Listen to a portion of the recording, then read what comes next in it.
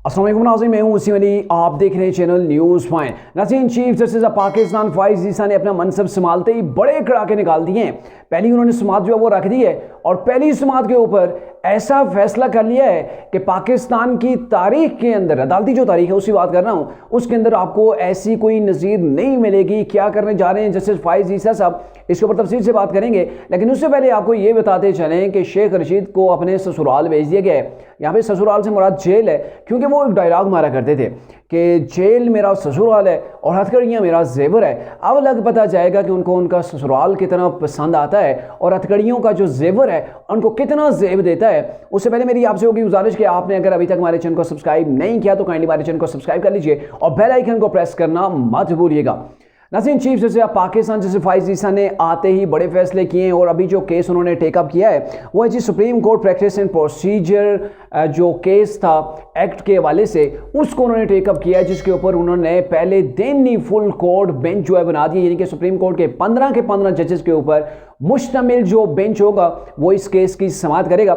और क्यों जस्टिस फ़ाइज़ ईसा ने सबसे पहले इस बेंच को जो है वो बनाया और प्रैक्टिस एंड प्रोसीजर बिल जो है सुप्रीम कोर्ट के हवाले से जो पार्लियामेंट ने जिसकी जो है वो कानून साजी की थी, जिसको एक्ट की सूरत में जो है वो नाफिज किया गया था, तो इसको इन्होंने क्यों टेकअप किया। आपको ये भी बताएं कि जब बंदियाल की अदालत थी तो बंदियाल की अदालत के होते हुए जो पार्लियामेंट है, पार्लियामेंट से एक आइन बनाया गया था, आइन के अंदर तरमीम की गई थी, कानून एक बनाया गया था।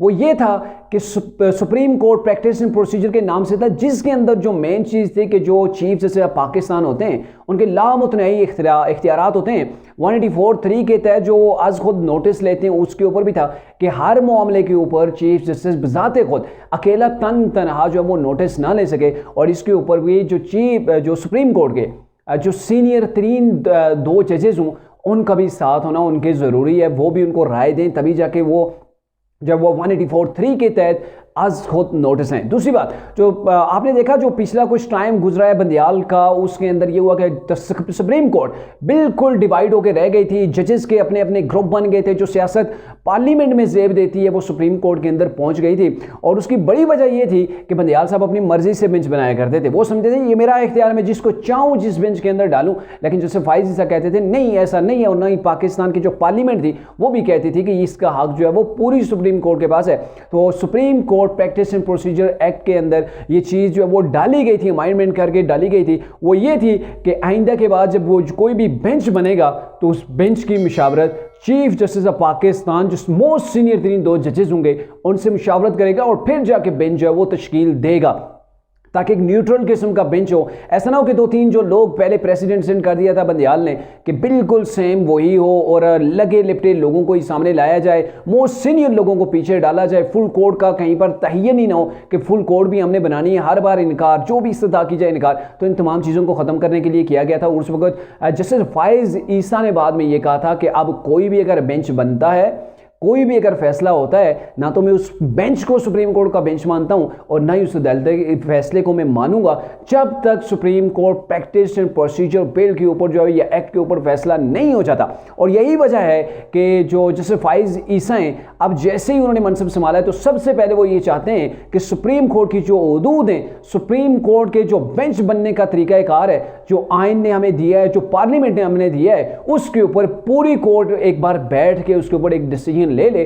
और उसके बाद ये होगा कि जितने भी बंदियाल ने supreme court practice and procedure act के आने के बाद जो फैसले किए हैं, मेरे ख्याल में सब रिव्यूज़ में जाएंगे, चाहे जो भी बड़ा फैसला था। और नैब तरमीमी एक्ट जो रिसेंटली जो सबसे जाते हुए बंदियाल साहब ने अपना एक वार किया है, मेरे ख्याल में वो भी रिव्यू के अंदर जाएगा और उसके बाद फैसला किया जाता है वो बाद की बात है। लेकिन जितने भी supreme court practice and procedure act के बाद जब से उसको जब वो अमेंडमेंट की गई है तो उसके बाद जितनी भी चीज़ें हैं उनको क्या किया जाएगा, वो केसेस जो है वो दोबारा से उनको रिव्यूज में लाया जाएगा।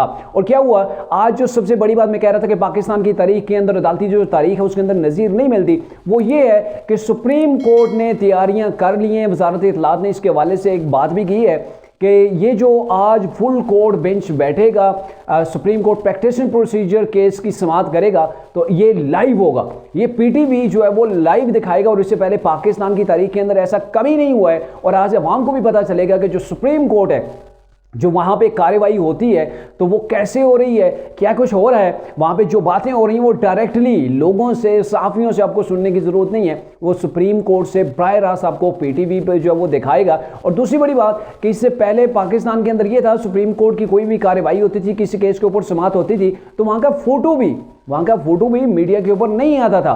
कार्रवाई के दौरान का कोई फ़ोटो जो है वो जारी करने की इजाज़त नहीं थी। और अब जैसे चीफ जस्टिस फ़ाइज़ ईसा आए हैं, वो ये चाहते हैं कि आवाम को पता चले कि हम यहाँ पे क्या फ़ैसले कर रहे हैं, क्या बात कर रहे हैं। प्राय रास्त जो है वो आवाम को पता चलना चाहिए। आप देखते हैं ये पहली जो समाअत होगी इसके ऊपर ये पॉसिबल होगा भी या नहीं। और दूसरी बड़ी खबर ये है कि रजिस्ट्रार सुप्रीम कोर्ट को भी जस्टिस फ़ाइज़ ईसा ने आते ही बदल दिया है, उसको हटा दिया गया है। और खबरें ये आ रही हैं कि लाहौर हाई कोर्ट के मातहत काम करने वाले डिस्ट्रिक्ट एंड सेशन एक खातून जज हैं, उनको सुप्रीम कोर्ट का रजिस्ट्रार जो है वो बनाया गया है।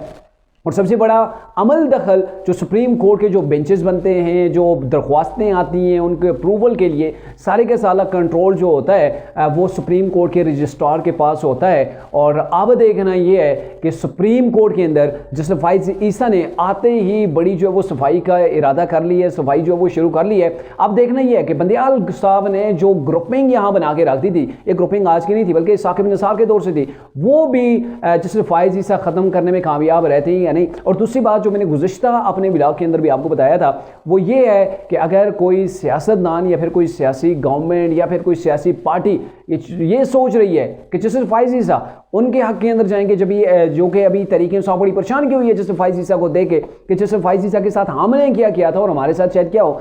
लेकिन यहाँ पे आपको बताते चलें कोई भी गवर्नमेंट है वो जस्टिस फ़ाइज़ ईसा से कभी खुश नहीं रही है, क्योंकि जस्टिस फ़ाइज़ ईसा आईन व कानून और सुप्रीम कोर्ट की जो है वो वक़ार को मद्देनज़र रखते हुए फैसले करते हैं। वो किसी ग्रुपिंग में या फिर लॉबिंग के अंदर नहीं पड़ते। माजी के अंदर तो ऐसी कोई भी चीज़ उनकी नज़ीर जो है वो सामने नहीं है। लेकिन एक बात ज़रूर है कि सियासी जितनी भी गवर्नमेंट्स आती हैं वो गवर्नमेंट्स उनसे परेशान होती हैं, क्योंकि वो कानून को नहीं छोड़ते, वो गवर्नमेंट के आगे अंदर या फिर इस्टेब्लिशमेंट के सामने झुकने वाले शख्स नहीं हैं।